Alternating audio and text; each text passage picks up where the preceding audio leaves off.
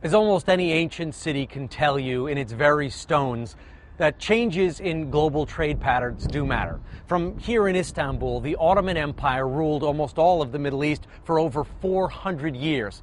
But the problem was the Ottoman Empire never had an industrial revolution like the United States and Europe, and the empire went into debt. That debt helped draw it into World War I. The empire joined the wrong sides. It lost World War I and lost everything. Also in this region, there used to be a civilization called the Nabateans. The Nabateans ran camel caravans in Arabia, and they did very well with it. They built the city of Petra in what is now Jordan. But then the Romans came and built roads, and the more roads they built, the less need there was for all of these camel caravans, and so went the Nabateans. Now, changes are underway right now in this part of the world, also in global trade, that could be very significant. For the last 100 years, the Middle East has been associated with one product, oil. Exporting oil, pumping oil, financing oil, and the United States has been a major customer.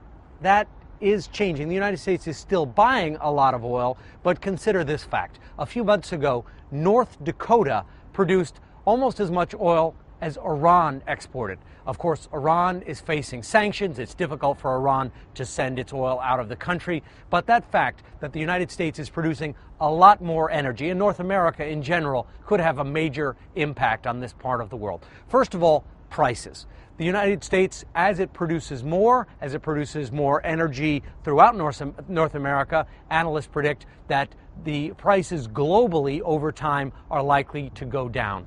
And that could be a big problem for many governments in this part of the world, because several Middle Eastern governments have become dependent, spoiled, if you will, by the oil that is beneath their soil. According to an IMF study, Iraq, Iran, Libya, and Yemen in particular all need oil to stay above $100 a barrel just to survive.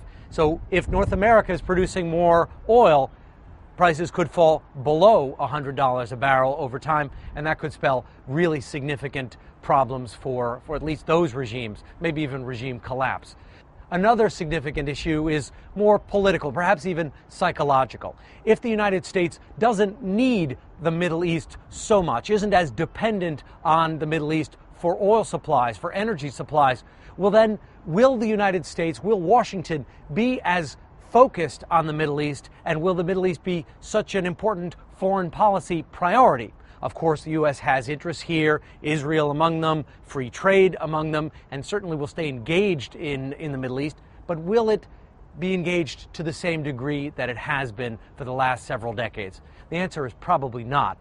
Other countries that will be buying more of this region's products, namely China and India, will take on a greater responsibility and take on a greater role.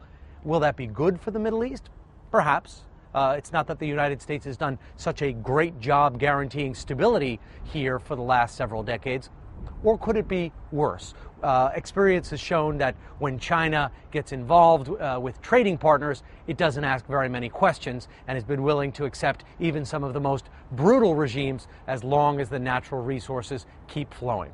So what is in store for the Middle East as these new trade patterns emerge? Certainly major changes.